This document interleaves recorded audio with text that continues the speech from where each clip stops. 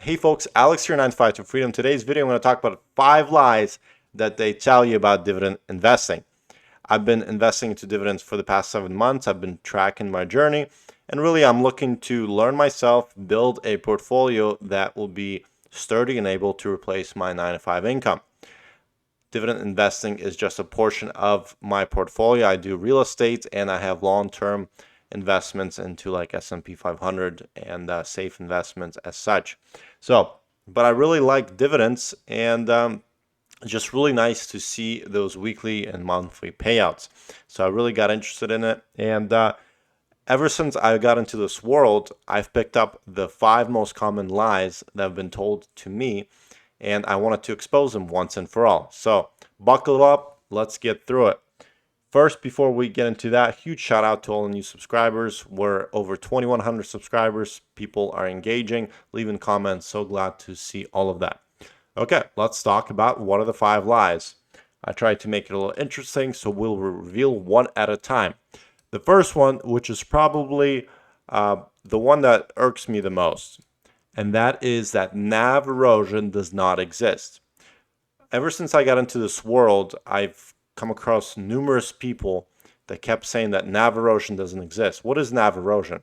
Net asset value. Okay, so when you buy a dividend, let's say you buy it for $20, and let's say you're getting monthly payment of $1 per share that you're holding this.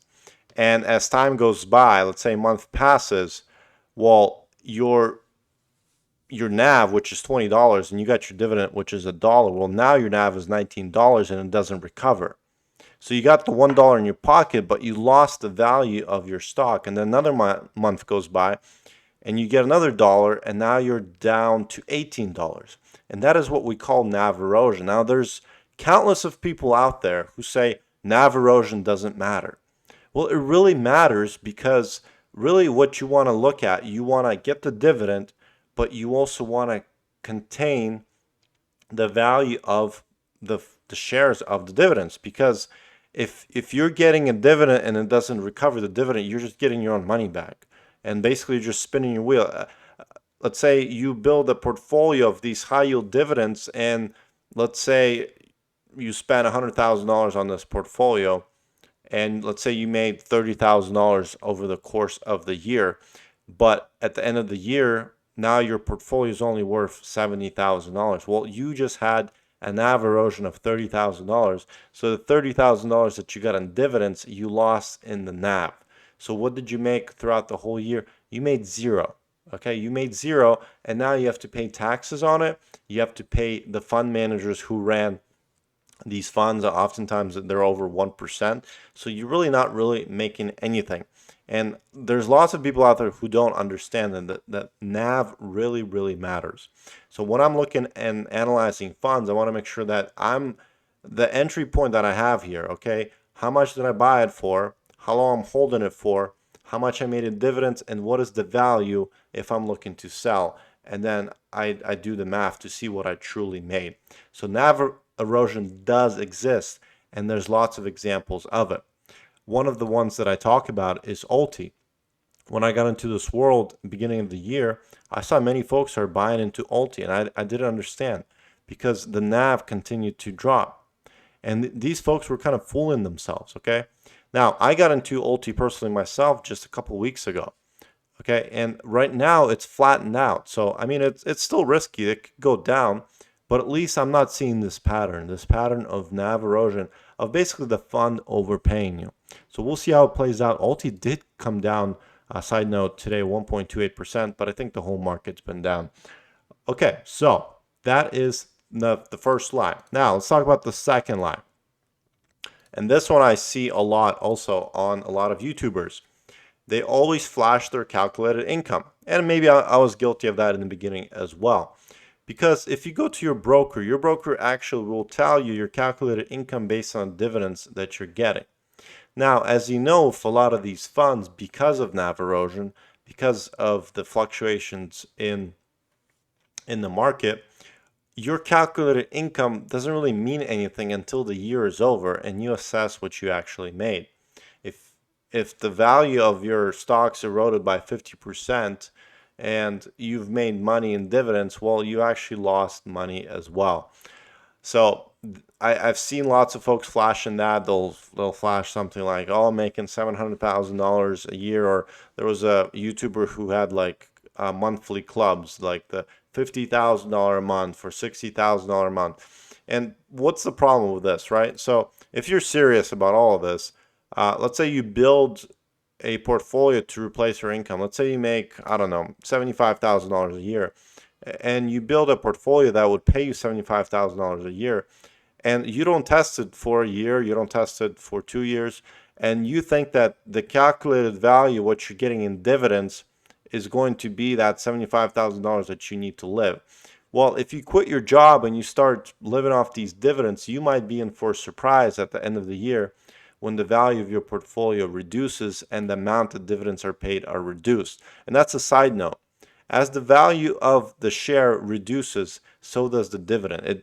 Like if you buy a dividend stock at $20 and then it goes down to $10, and let's say in the beginning it was paying $1 a month, well, now you're only going to be making 50 cents a month. So your income really matters, and you have to get it right. You can't quit your job based on a number that your broker tells you that your dividends are paying. So that's very important. Okay, let's talk about point number 3, folks. We're going to try to make this brief. And that is the dividends are better than growth stocks. Now, this is basically saying that by investing in dividends, you're going to be better off than if you were to buy the underlying asset. Now, if we're talking about in the sphere that we're all in, like round hill, yield max funds, a lot of them have an underlier. So I'll give you an example. We can look at MSTR and MISTI. Okay, we can compare both of them. Now, if let's say we invest $10,000 into MSTR beginning of this year, and we invest $10,000 into MISTI, who would be better off, right? Somebody buying MSTR or somebody buying MISTI? Now you can see that somebody who bought MSTR, okay, actually made more money. They made 34.6%, and if you would have just bought MSTY, even though you're getting your dividend, you only made 28.39%. So that is not true. Dividends are not any better than growth investments, and oftentimes growth funds are actually outperform the dividend because a lot of these are options. So you're capping your upside, but you're lowering your risk, really.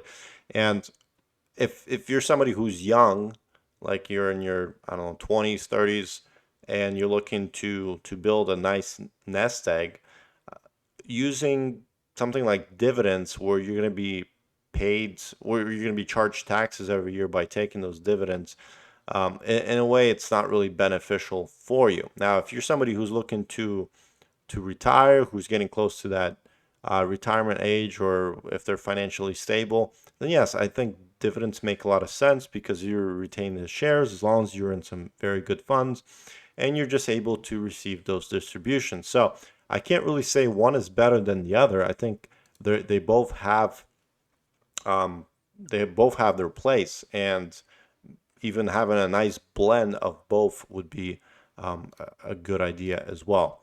So that's another lie that I see that's thrown out there, because a lot of people are like, well, if you do dividends, then you don't ever have to sell your stocks. Well, a lot of times those stocks outperform your dividends. Okay, let's talk about the 4th lie, folks. And that is that dividends are guaranteed. This is a big one. I've seen some folks who have lost their accounts because they thought that dividends will never go away. Dividends always fluctuate based on the performance of the folks who are running these funds, especially in the high yield community. So there are no guarantees that you're going to receive these dividends. So you should always plan accordingly. Okay. A lot of this stuff is new, especially all of these covered calls and synthetic calls. This stuff's only been around for 1 to 2 years. We haven't really seen it proven yet. Okay, so that there's nobody's guaranteeing you guys anything except maybe taxes at the end of the year. All right, let's talk about the 5th one. And this one might ruffle some feathers, folks, but this is my opinion, folks.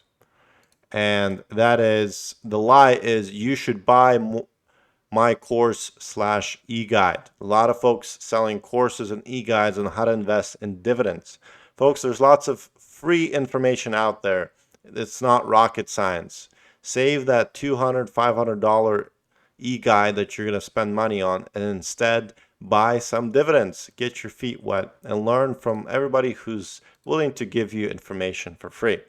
So that is my opinion, and that is a lie that I see floating around a lot, because they think that getting more education that's really available for free will make somebody more successful.